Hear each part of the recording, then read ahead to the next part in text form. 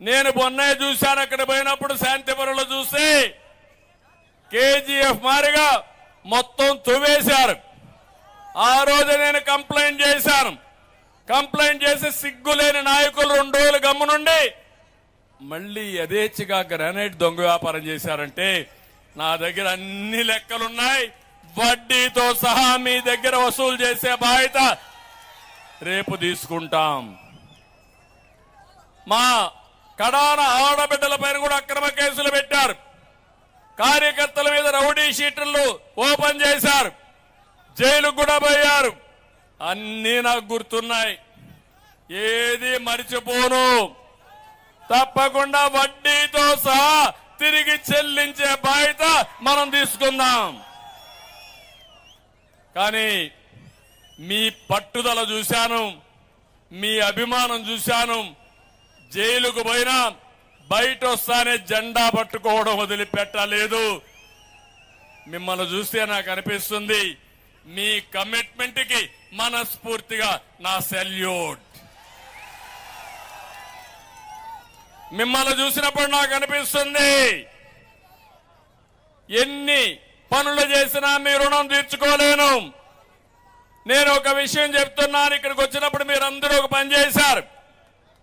కుప్పం నియోజకవర్గంలో మీరే ఆలోచించి, నేను ఎప్పుడు అడగలేదు మిమ్మల్ని, కుప్పం నియోజకవర్గంలో ప్రజలందరూ కలిసి 1,00,000 ఓట్ల మెజారిటీ లక్ష్యంగా పెట్టుకున్నారు.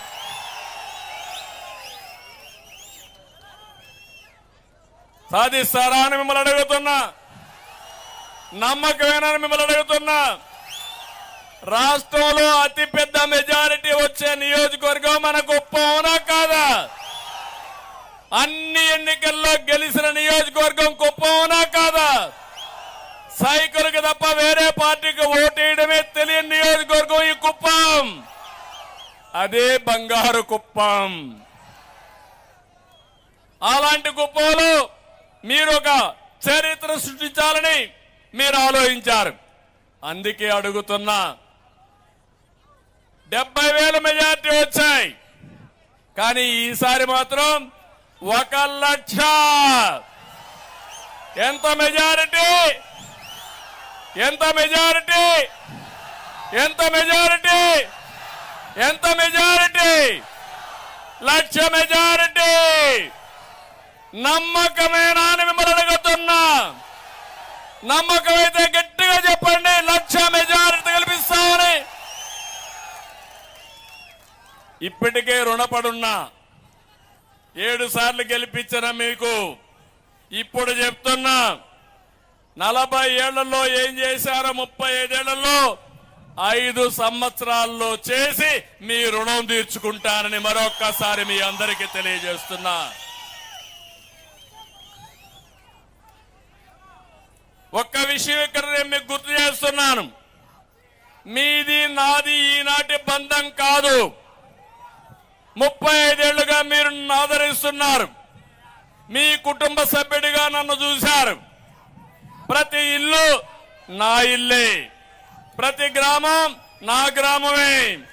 ఎవరికి ఇబ్బంది వచ్చినా నాకు ఇబ్బంది వచ్చినట్టుగానే భావించి మీకు అండగా నేనుంటానని మరొక్కసారి విజ్ఞప్తి చేస్తున్నా. అందుకే నేను ఒకటి అడుగుతున్నా.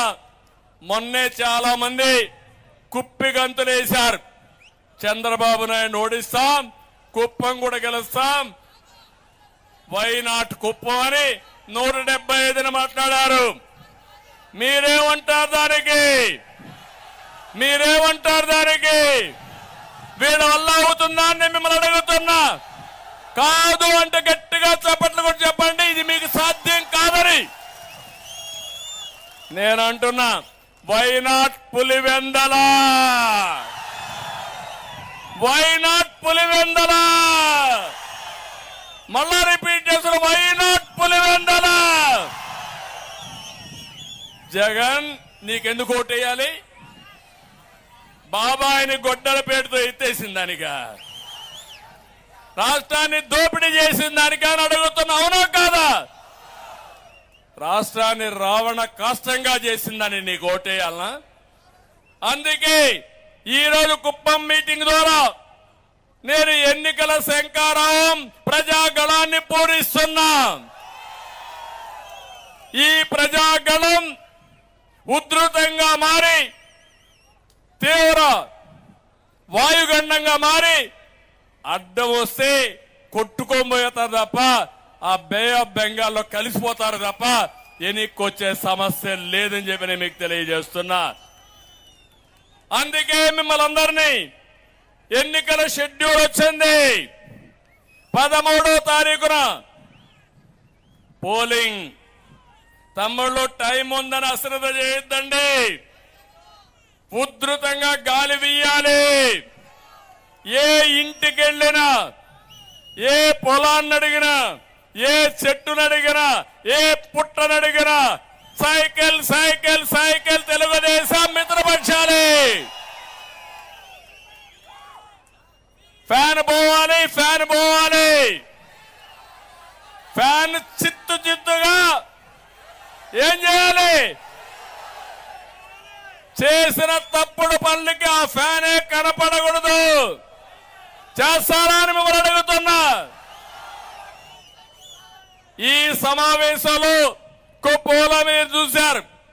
మా వాళ్ళు 1,00,000 మెజారిటీ లక్ష్యంగా ముందుకు పోతున్నారు. రాష్ట్రం మొత్తం 175 నియోజకవర్గాలు గెలిపిస్తామని సంకల్పం చేయాల్సిందిగా రాష్ట్ర ప్రజలకు విజ్ఞప్తి చేస్తున్నా. న్యాయమోనా కదా తమ్ముళ్ళు? అన్ని నియోజకవర్గాలు గెలిపించాలా లేదా? గెలిపించాలంటే గట్టిగా పిలిపివ్వండి. గెలిపించాలని